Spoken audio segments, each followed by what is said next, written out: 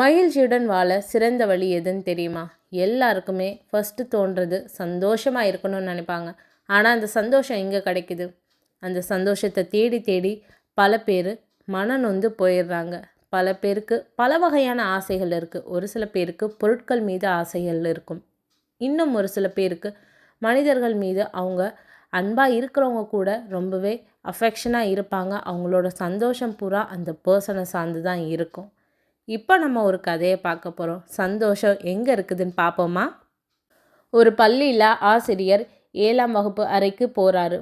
அங்கே போயிட்டு அந்த ஆசிரியரை பார்த்த மாணவர்கள் ரொம்பவே சந்தோஷமாயிடுறாங்க. ஏன்னா அந்த ஆசிரியர் தன்னோட கையில் பலூன் பாக்கெட்டை வச்சுருந்தாரு. ஆசிரியர் தங்களுக்காண்டி பலூன்களை வாங்கிட்டு வந்திருக்காங்கன்னு சொல்லிட்டு அந்த மாணவர்கள் ரொம்பவே உற்சாகமாக சந்தோஷமாக இருந்தாங்க. ஒவ்வொரு மாணவருக்கும் அந்த ஆசிரியர் ஒரு பலூனை கொடுத்தாரு. அதை அந்த மாணவர்கள் ஊதி தங்களோட பேர் எழுதி வச்சுக்கிட்டாங்க.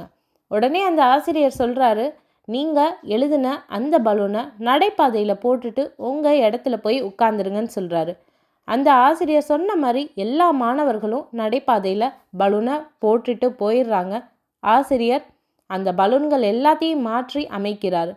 பின்னர் சொல்கிறாரு அந்த மாணவர்கள்ட்ட, உங்களுக்கு நான் 5 நிமிஷம் கொடுக்குறேன், உங்களோட பலூனை கரெக்டாக தேடி கண்டுபிடிங்க அப்படின்னு சொல்கிறாங்க. இது கேட்டோன்னே எல்லா மாணவர்களும் பரபரப்பாக தங்களோட பலூனை எப்படியாச்சும் எடுக்கணும்னு சொல்லிட்டு தீவிர தேடுதல் வேட்டையை நடத்துகிறாங்க.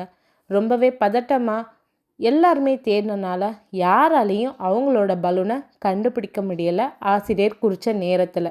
அந்த ஆசிரியர் சொல்கிறாரு, நீங்கள் கண்டெடுத்த முதல் பலூன் இப்போ உங்கள் கையில் இருக்குது. அதில் யார் பேர் இருக்கோ அந்த பலூனை அந்த நபரிடம் நீங்கள் ஒப்படைச்சிருங்கன்னு சொல்கிறாரு.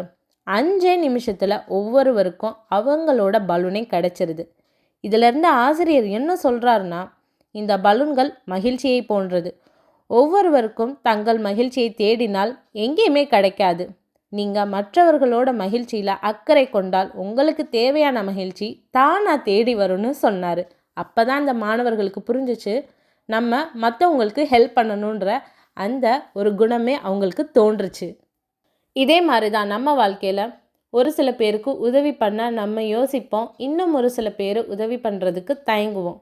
உதாரணத்துக்கு, ஒரு வயதான நபர் ரோட்டில் நின்றுட்டுருப்பார். அவருக்கு அந்த ரோட் கிராஸ் பண்ணுறது பெரிய விஷயமா இருக்கும். ஆனால் நம்ம ஹெல்ப் பண்ணுறது சின்ன விஷயந்தான். ஒரு சில பேர் நினைப்பாங்க, இப்படி நம்ம சின்னதாக ஹெல்ப் பண்ணுறதுனால என்ன நடக்க போகுது அப்படின்னு சொல்லிட்டு. ஆனால் அவருக்கு அந்த ரோட் கிராஸ் பண்ணி நம்ம ஹெல்ப் பண்ணோன்னா அவருக்கு அது மிகப்பெரிய உதவி. இதே மாதிரி தான் நம்ம வாழ்க்கையில் சுற்றி இருப்பவர்களுக்கு நம்ம உதவி செஞ்சால் நமக்கான மகிழ்ச்சி தேடி வரும் அப்படின்னு சொல்கிறாங்க. நான் மற்றவர்களுக்கு உதவி செஞ்சுட்டு தான் இருக்கேன், ஆனால் எந்த மாற்றமும் எனக்கு தெரியலேன்னு நீங்கள் நினைப்பீங்க. அதுதான் கிடையாது. நம்ம சின்ன சின்ன விஷயங்களை கண்டுக்கவே மாட்டோம். நல்ல விஷயங்கள் எதுவுமே நம்ம கண்ணுக்கு சரியாகவே தெரியாது. ஏதாவது ஒரு மிஸ்டேக் நடக்கிறப்ப தான் நமக்கு ரொம்பவே பெருசாக அதை டிஃபைன் பண்ணுவோம், இது நமக்கு தான் நடந்துருச்சுன்ட்டு. அதே மாதிரி தான் நீங்கள் மற்றவங்களுக்கு ஹெல்ப் பண்ணுங்கள். உங்களுக்கு தேவையான விஷயம் கண்டிப்பாக உங்கள் வாழ்க்கையில் நடக்கும். நீங்கள் மிகப்பெரிய லட்சியத்தை அடைவீங்க, வெற்றியை அடைஞ்சே தீருவீங்க. உங்களோட வெற்றியை யாராலையும் தடுக்கவே முடியாது. முக்கியமாக எல்லாத்துக்கும் ஹெல்ப் பண்ணுங்கள்.